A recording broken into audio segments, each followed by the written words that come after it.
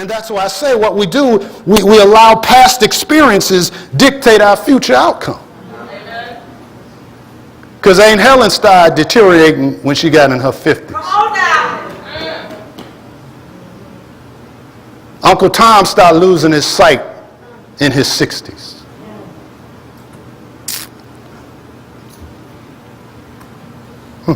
Then there were some of us who were taught and believe it that you really can't appreciate victory unless you've experienced a lot of defeats. Hallelujah. Amen. You know, and you hear a lot of things like that.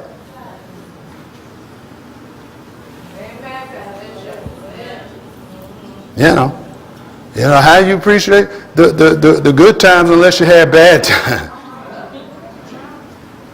And I know it makes sense, like, yeah, that's right.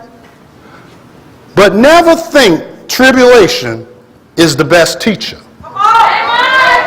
For Christians, revelation is the best teacher.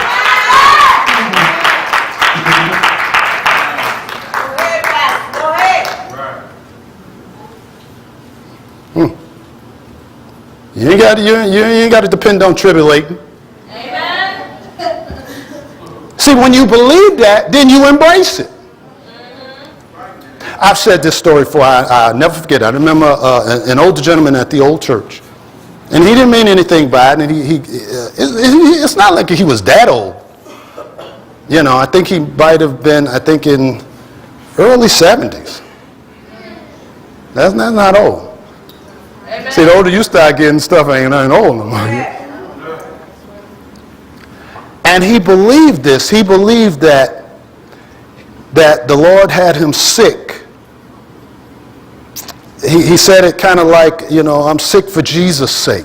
I got it. And he believed that. Yeah. And he eventually died.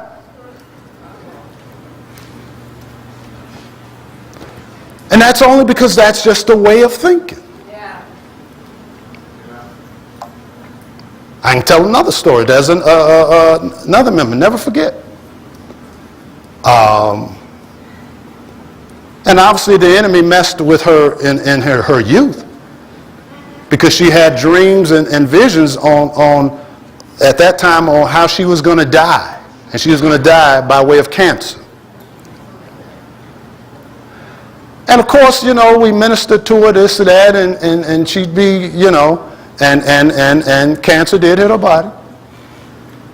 And once again, this is someone who's not old at all. As a matter of fact, at that time, she's only, I don't even know if she, early 50s maybe.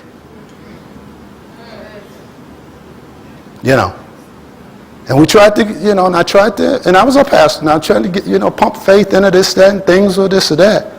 But that thing was so rooted in her believing system, that as a result, that's what happened.